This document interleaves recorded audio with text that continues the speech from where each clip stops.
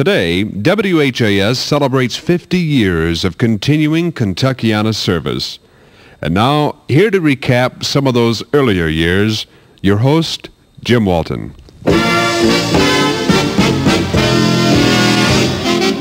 Thomas Edison had begun it all by discovering the vacuum tube.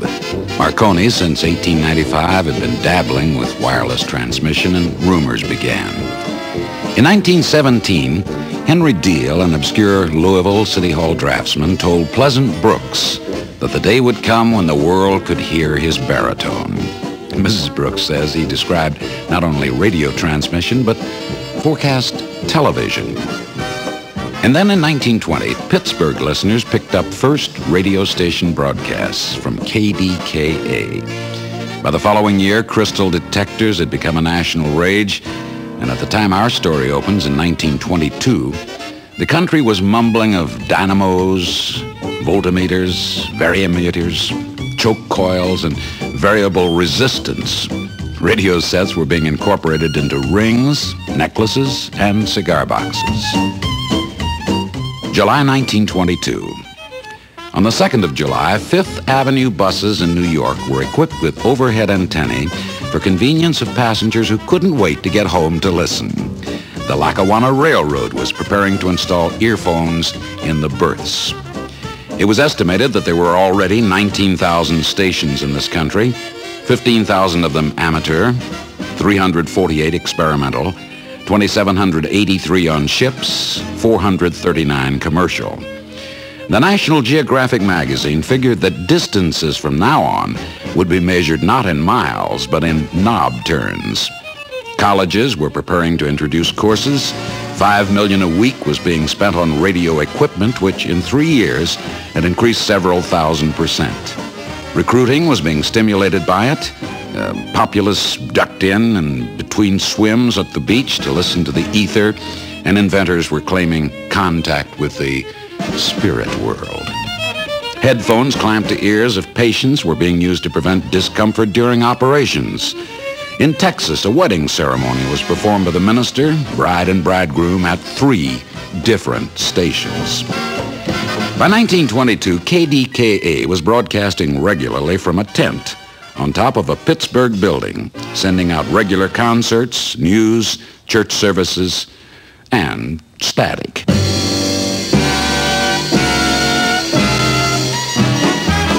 In Detroit, WWJW tossed an antenna out of a 5th-story window, tied it to a rock in the alley, and fretted because its signals came out queer. They were still in a tizzy when Judge Bingham got the idea of a radio station for Louisville. April 22nd.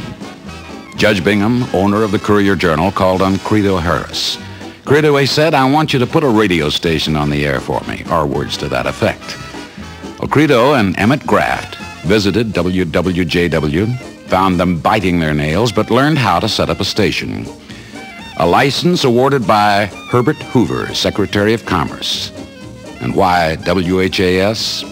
Nobody knows. But Judge Bingham knew what he wanted of his radio station. When WHAS received its license, the judge said, "I want a radio station which will reach into the farthest confines of the state, where a man may string an aerial from his cabin to the nearest pine tree and, sitting before the fire in his chair, have a pew in a church, a seat at the opera, a desk at the university." Basically, the judge wanted the operation of WHAS to reflect a concern for the interest of the listeners and for the region which WHAS reached. The new station was built in space acquired from the Fireproof Storage Company.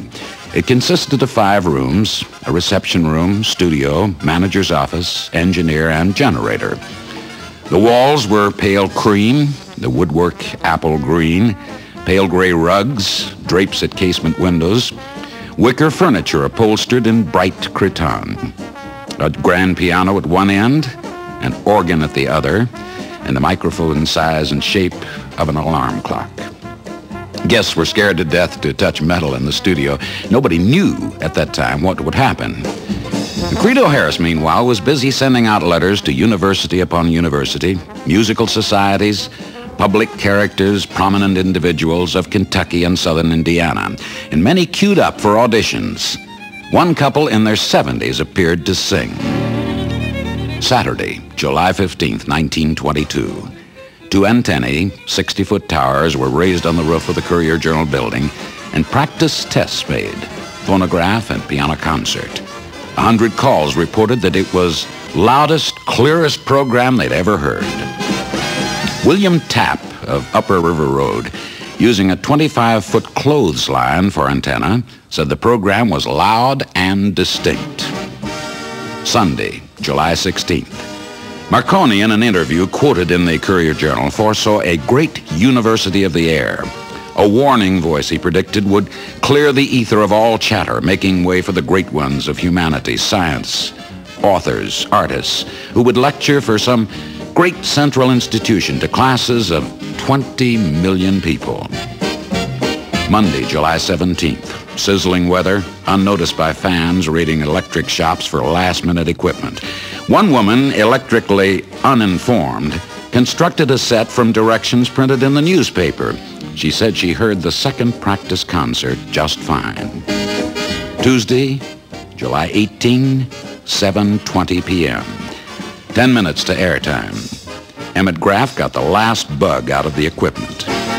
Down on the streets, the fans were clustering in mobs in front of loudspeakers poking out of electric shops. 150 people in the crowd in front of Taffel Electric Company. 500 in a theater in Eminence, Kentucky. One man said, "I'm 70, but I never believed I'd live to hear such things come from the air." July 18, 1922, 7:30 p.m. The red light went on and Credo Harris announced, "This is WHAS, the radio telephone broadcasting station of the Courier-Journal and the Louisville Times in Louisville, Kentucky." Reaction to the first broadcasts were generally enthusiastic, but not always. Subsequent natural disasters were blamed on radio waves. One critic complained that her child throwed up in school, blamed disturbance of the ether. Another said bricks fell out of his chimney. One woman sat up for 40 hours, couldn't stand the electricity in her bed springs and queer noises in the fireplace. One woman visited the studio hoping to make contact with her late husband. One farmer came in, accused Credo of commuting with the devil, said a blackbird had dropped out of a flock passing overhead, dead, said it might have been me. September 14, WHAS first to make a special test broadcasting to a moving train. Louisville and Nashville Railroad picked up the program in a tunnel under Muldraw Hill. In the fall of 1922, Credo, busier than a one-armed paper hanger, visiting schools throughout Kentucky, urging them to get together money for radios, visioning huge educational opportunity and widespread broadcasting to the classrooms. July 18th. The first weather report broadcast at the end of the opening program.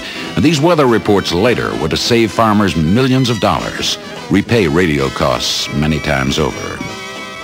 Due to unfathomable federal ruling, stations broadcast at 360 on the dial, but weather had to be given at 485. This caused frantic adjustments of sets. Usually, by the time the farmer got the new channel, the station was back on 360. This rule was changed due to urgent pleading by the Louisville Weather Bureau. Religion, July 19. On his way to the studio, Credo Harris saw a church bulletin board with the legend, "God is always broadcasting." It gave him the idea for establishing regular church services, already begun by some other stations.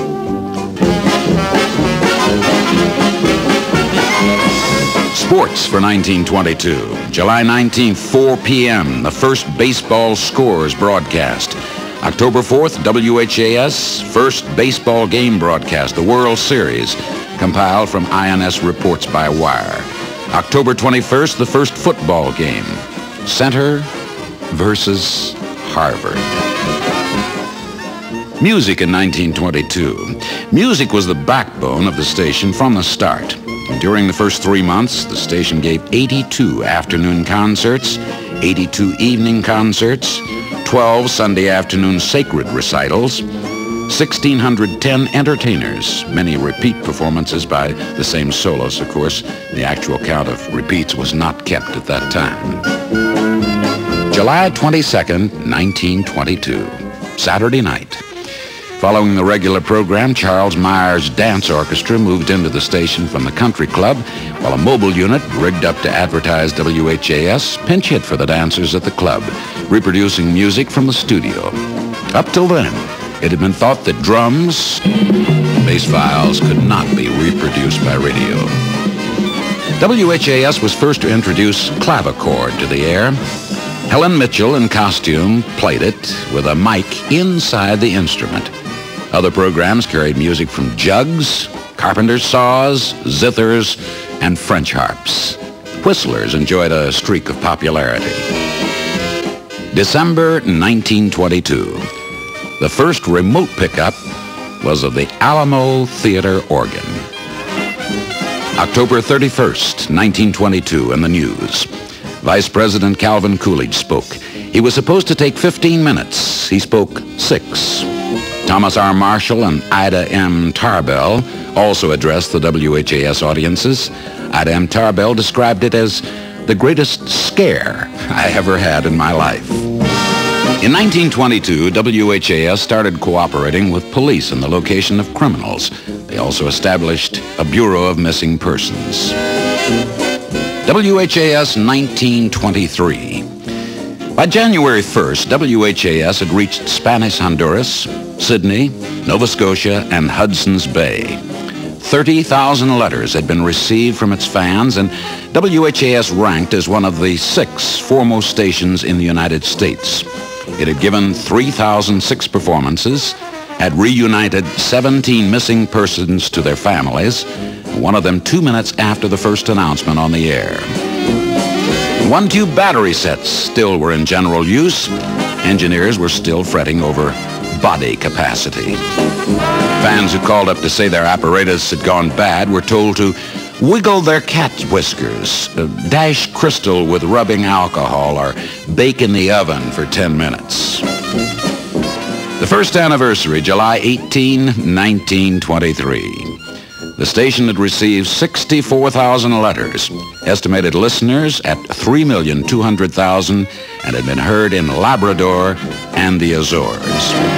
The anniversary was marked by receipt of a letter claiming that there was a blind spot 90 miles from Louisville. Station manager Credo Harris sent an engineer to investigate and verify the report. No WHAS. July 21st. Credo Harris instructed technicians to attempt to pick up a radio signal from underground in Mammoth Cave. The engineers took a guide with him, tried 3 times. The first spot was too wet, the second too dry. And at the last moment, they got results on the 3rd try. This was the first broadcast which proved radio waves traveled through the earth. WHAS 1924, March 20th. WHAS instituted the first out-of-town pickup. Credo Harris at the Brown Hotel talking long distance with Mary Pickford in New York. Also in March, WHAS started a radio farm school, which was welcomed by the farmers, by teachers, colleges, and agents. August 22nd, 1924, BOW. That's before Orson Welles.